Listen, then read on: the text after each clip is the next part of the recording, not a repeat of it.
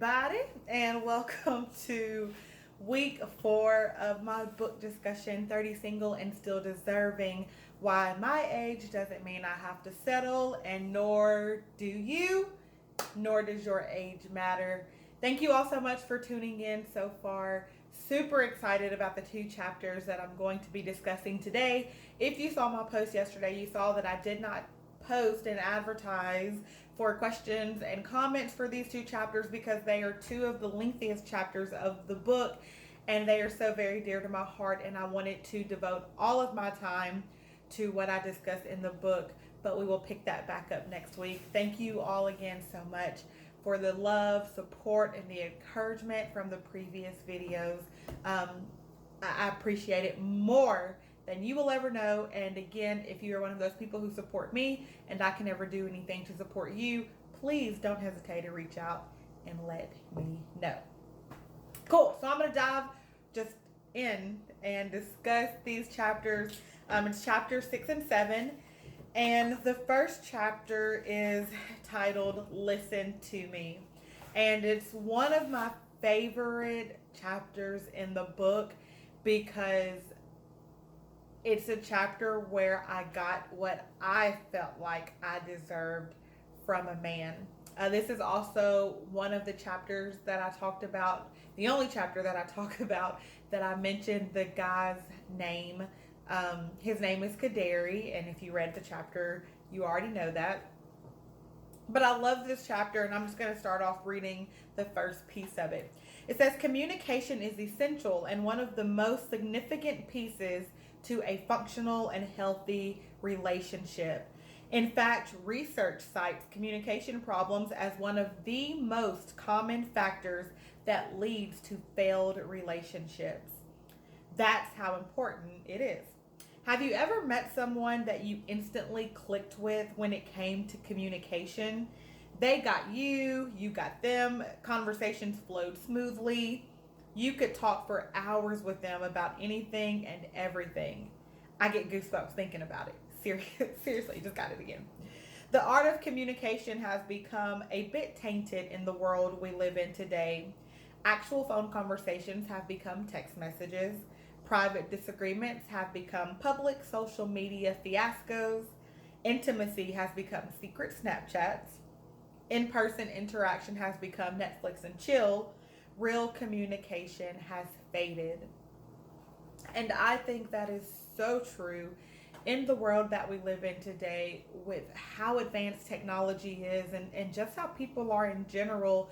That real intimate connection with people sometimes gets jaded into our everyday lives with the instant access that we have to just send a text message instead of actually picking up the phone and calling someone.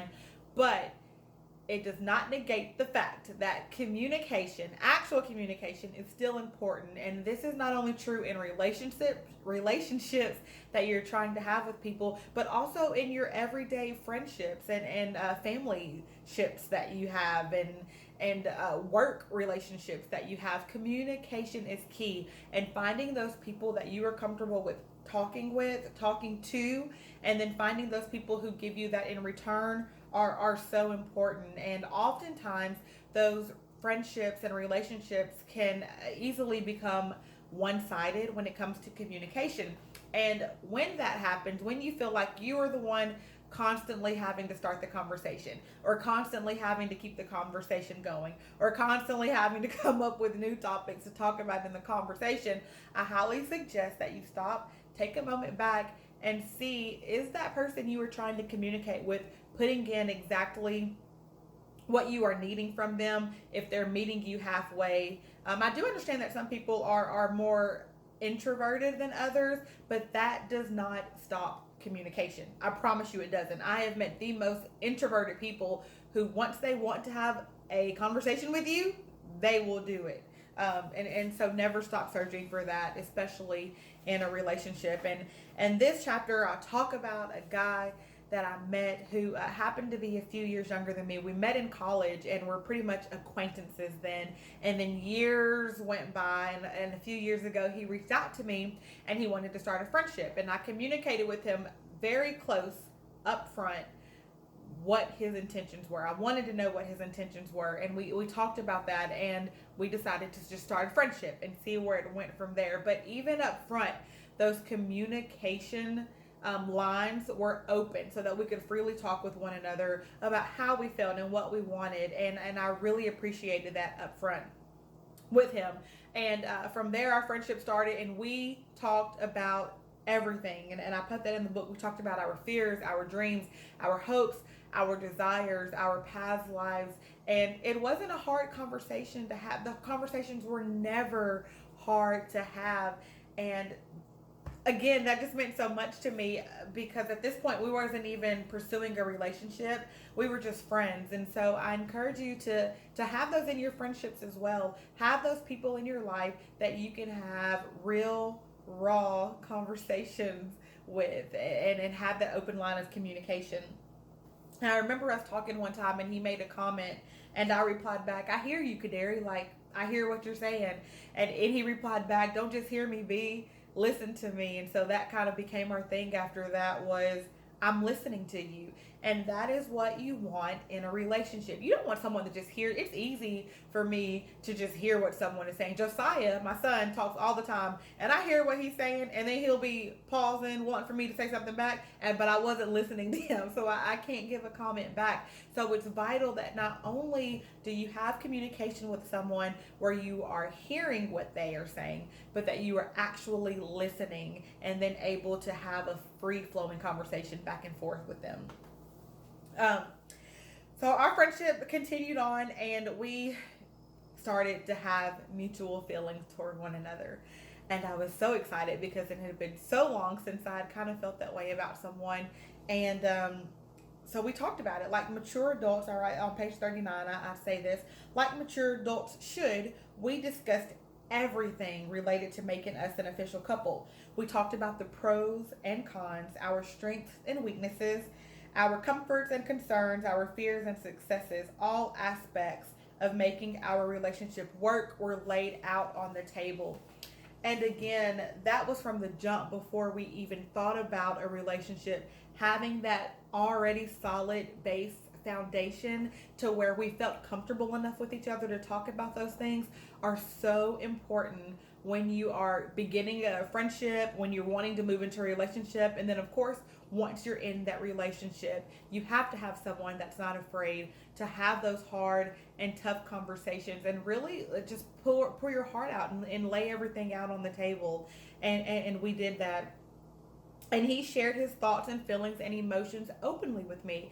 And it is so hard sometimes to find that from a man because men don't tend to open up and share their emotions and share their feelings with, especially women. And mainly because how we portray that men should be in our society, all tough and hard and not show emotion. But Kaderi was so amazing in that all of that was thrown out the window. He didn't care. We did it. We talked about it all and had those uncomfortable conversations. And even though we had those uncomfortable conversations, they were much needed. They were much appreciated. And then it also gave us a clear focus on, is this or is this not going to work?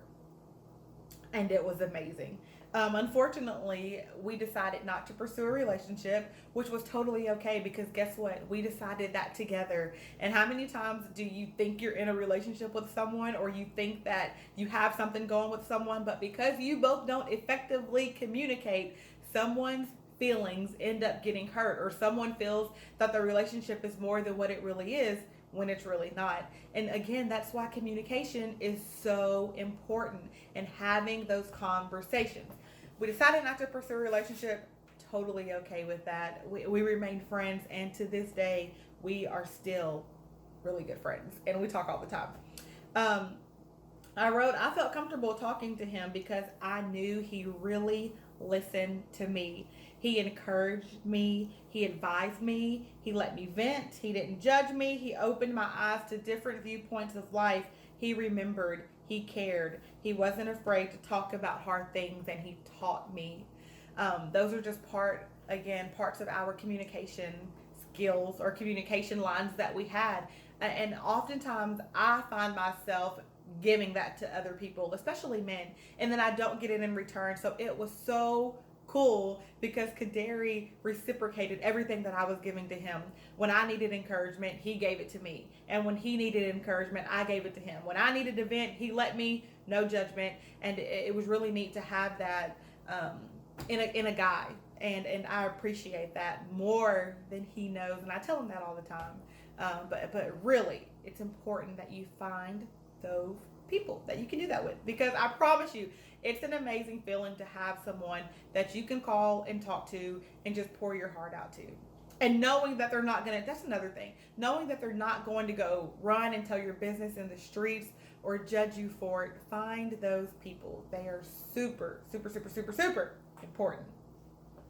I write on page 41, good communication in a relationship doesn't have to be a difficult thing. Even for a person who doesn't like confrontation or who's more of an introvert, and I said that earlier, it's not hard. It just takes effort, patience, understanding, and the desire to want to do it. At first, I thought something was seriously wrong with me whenever I wouldn't get that same communication reciprocated from a guy. I was talking to a guy.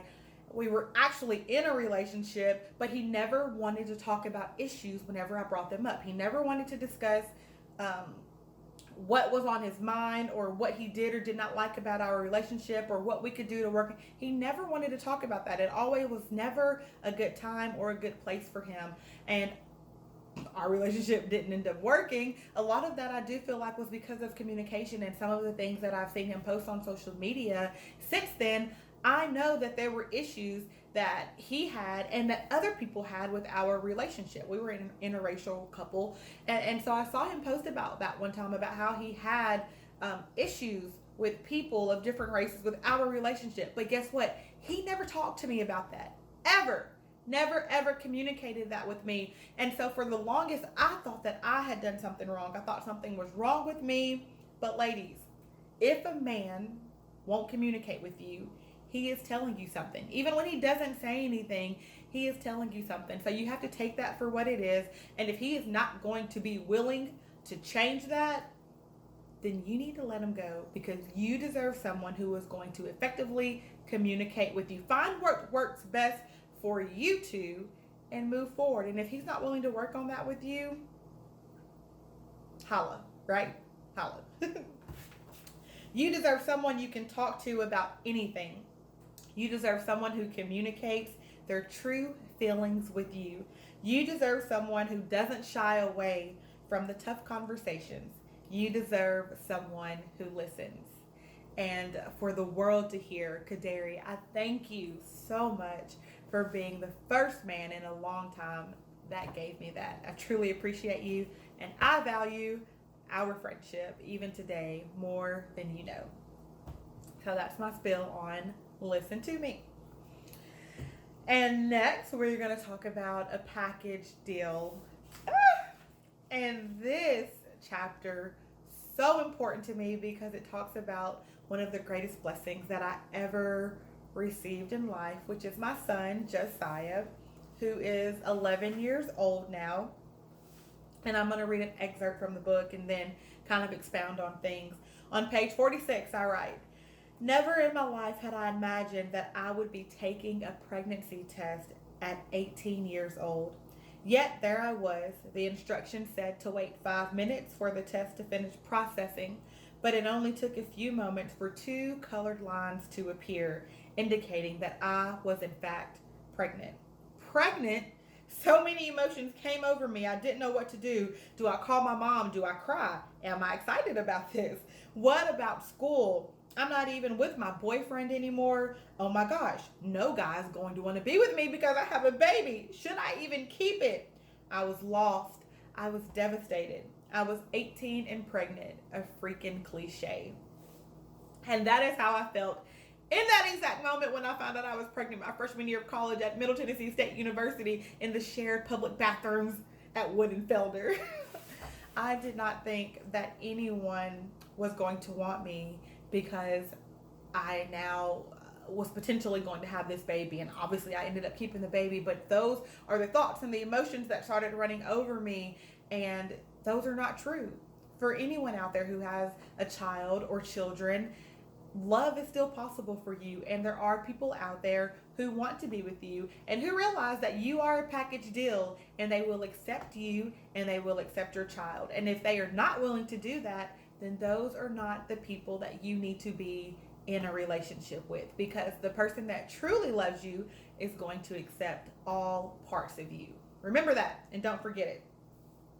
I wrote at 19, I gave birth to a beautiful baby boy, Josiah, who is the absolute best thing that ever happened to me, other than Jesus, and we became a package deal. Um, this chapter is also important because I talk about even having a son and us being a package deal. I've always been extremely protective with Josiah and allowing men in and out of his life. So much so that in 10 years of his life, he only met and knew of one man that I was romantically involved with. And I say that other than Kwabi, who was in Africa, because he did know about that. He was only in one other person's life that was a man that I was romantically involved with. And I write that I fact checked that because I asked Josiah how many boyfriends had I had since he was born, and he replied that he didn't know because I never told him about my boyfriends, and he only knew of the one, which was the guy that I dated last year. And that's always been so important to me, because letting people run in and out of your children's life, especially when they see you in a romantic sense and then become sort of a father figure, and then it doesn't work out, and then the child is left broken and hurt and doesn't understand all the time. And so that has been one thing that has been super dear to my heart. And I urge you, especially women who have children, to be mindful and to be careful of the men that you allow in and out of your lives. Obviously, Josiah has met other men in my life. He's met some of my friends, but these were not people that I let in his life on a consistent basis, and specifically that he knew that I was romantically involved with and had him around all the time. And so you have to have those boundaries and those borders, but protect your babies because they are so important and their emotions matter. Realize that. Remember that. Um, I wrote, it had already been hard enough for him not being raised in a two-parent home, so I vowed early on in his life to do my best to be mindful of his feelings and emotions, regardless of the interactions I may have chosen to have with certain men, especially during his younger years of life. I chose to protect him. And so important, again, so important. And in this chapter, I write about a man that I met at a church service one year who I did not tell that I was pregnant at first, because I thought that the friendship was going to be just that, a friendship. And we ended up liking each other. And so I eventually told him that I was pregnant, thinking that he was going to run and flee, but he didn't. And this is one of my favorite stories, and probably will make me cry. Hopefully not. But he didn't run. Instead, he did take a moment and thought about it, but then decided that he wanted to stay in my child's life, regardless of what that meant. And I deserved that, and you deserve that. And just because you have a child outside of wedlock, especially for me, and being faith based, doesn't mean that you were not still worthy of love, and that you don't deserve the man of your dreams, who will again not only accept you but also your offspring. So make sure that you wait for that man. He was there my entire pregnancy. Josiah's dad had pretty much opted to be out at that point, so he was out of the picture. And here was this guy, my knight in shining armor, who was there throughout my pregnancy when I had Josiah, and had no restraints on his love towards us. And again, I deserved that, and he was the most amazing man for that.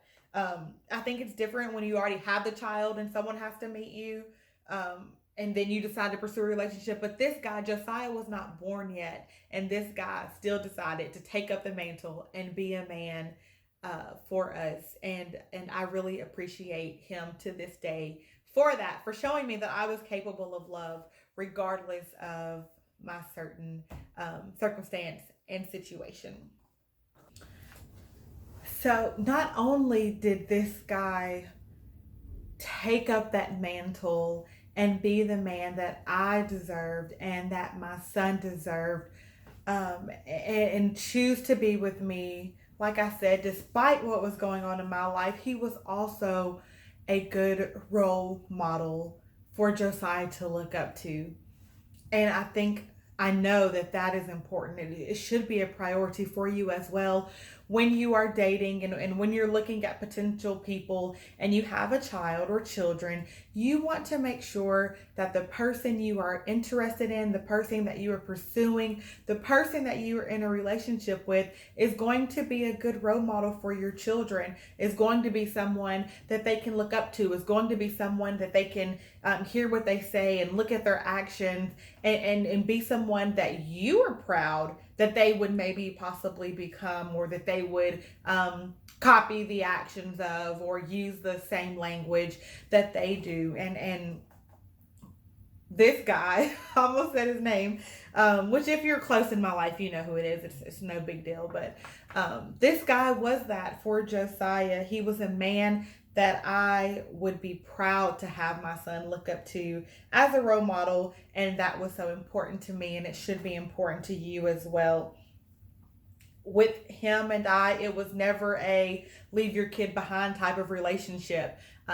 In the book, I do tell you that I'm in Tennessee. He's in Kentucky. And so there would be times where I would go up there on the weekends. And then after Josiah was born, vice versa, where he would, well, both times, before and after Josiah was born. But more importantly, even after I had Josiah, it was never a, hey, leave the kid behind and you come up. Ever. He always wanted me to bring Josiah whenever I came. And whenever he came down, he didn't mind that our time was spent with Josiah. And I remember times where he would sit and talk and play with Josiah, and he would coo at him and things like that. And he could not have been any more part of Josiah's life if he was Josiah's biological dad. He was in it for the long haul, and I love that about him. Obviously, it didn't work out because here I am, still single, but that is okay. It was still such a beautiful relationship that we had. And all right, not only did he accept my child, he made it a point to ensure that his family and friends did as well. And that goes to relationships that you're in that maybe you're having to sneak around and everybody can't know, or he doesn't want people to know that you're in a relationship with him, or y'all are talking and you have these kids. And because we were in a relationship and I knew where this was going, I didn't mind that part. And so Josiah did end up meeting his family and some of his friends and his church family and things like that. But he was, like I said, he was all in. And that is what you deserve. And that is what you should look for if you have children and are in that dating world. So then here comes the downfall. Josiah's dad ended up coming back into our life and said that he wanted to work things out with us, and asked me if I would leave the guy that I was with to be with him. And you can imagine at 19 years old, all the emotions that were running through my head, despite all the red flags that I knew were there, and despite the other guy already investing his time and his love and his emotions and resources and all of that into us. I was stuck with being with this man that I really wanted to be with, and who was already such a monumental part of our life, versus leaving him and trying to work things out with the father of my son. And so I chose to try to work things out with Josiah's dad, and I left the other guy. And it was so devastating. It was devastating to him. It was devastating to me. But in my head, I wanted to be a family with Josiah's biological dad. And so I broke up with him, the other guy, and Josiah's dad, and I tried to work it out, and much to my demise, that didn't work either. And so here I was, stuck again with nobody, and I reached back out to the guy and tried to pick up the pieces. And I don't write about this in the book, but I think I might have done that to him twice. I think we got back together, and then I was still just uncertain about what I wanted to do with Josiah's dad, and so I left again. And regardless, it was too much for him, and I completely understand, and I don't blame him one bit for not taking me back that last time, because he did take me back once, I think, and then it happened again. Don't let men run in and out of your life who don't really mean it. And I missed out on such an amazing opportunity. And I know that God's timing, and God has a plan and purpose for everything. And that happened for a reason. and regardless, but it still could have been way differently had I listened to my heart and paid attention to the red flags that were going on. And that is so important because we as women oftentimes overlook those red flags because of what a man is telling us and what they're feeding us. And don't do that, because it will hurt you, and then it can also allow you to miss out on other beautiful opportunities and mess things up. And so we were never able to recover and pick our relationship back up. And I write, I couldn't blame him for not wanting to give me another chance. Page 53. He did what he was meant to do during the time he was supposed to, and I thank God for placing him in my life when he did. In this case, he was the one who deserved more than what I had given him. And that is such a true statement. He gave me what I deserved, and showed me what it was to be loved. But also, he deserved more from a woman than the games, not even games, but then the runaround that I was giving him trying to figure out my life. We were both super young at the time. And so, again, no fault of mine, no fault of his, with just how life went. But even as men, and I preach that, even though this book is tailored towards women who deserve more, men deserve more too. And in this sense, in this case, I messed up, and he deserved so much more than what I was dealing with at the time. And he got that. He is now married, and he has two beautiful girls, and I can't remember if they had another one, so it might be three. But he's doing well. I'm friends with his some of his family on social media, and he's not big on social media really anymore. And so I still get to kind of see him that way. But such an amazing man, and such a true example of what it means to find someone who realizes that if you have children, you are a package deal, and that they will accept and love all parts of you, and that's including your child or the children that you have. To the single women who have children, I want to assure you that there are good men out there who will look past the fact that you have a child and still choose you and your offspring. They'll want the package deal. Wait patiently for this man. These men are worth the wait. I promise you, they're worth the wait. And you deserve someone who will not only be good to you, but who will be good to your child and to your children as well. I also urge you to protect your child's heart, feelings, and emotions when dating. Don't confuse them by having men run in and out of your life. Men, don't confuse them by having women run in and out of your life. Don't let them get emotionally attached too soon. Don't let them see you go breakup after breakup with multiple people. Protect them and be considerate of their feelings too. Wait for the man who will love, respect, accept, and add value to your child's life.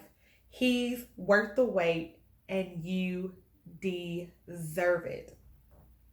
I am still waiting on that man, and as hard as it is sometimes to want to rush and jump and be with someone and have them involved in my kid's life, I choose and continue to choose to wait and to be so protective of my son's heart, because he deserves an amazing bonus dad in his life, a real father figure that he can look up to and be a role model towards. And I think I said that wrong, but you know what I mean. He deserves that, and your children deserve that too. So just think about that when you're dating, and when you're in relationships. Make sure that you're with people who truly love you, who truly love your children, and who are going to add value to you all's lives. So that's all I have for that. Those are those two chapters, and I could say so much more about them. If you want to chat with me offline about either of those chapters, I would be more than happy to speak with you and encourage you and let you know that you don't have to settle, and that you deserve everything that you ask for in a relationship. So hope that helped you. Super, super, super, such a great reminder for me, and reminded me of what I deserve and what I should wait for. And it's going to be amazing. It's going to be worth the wait.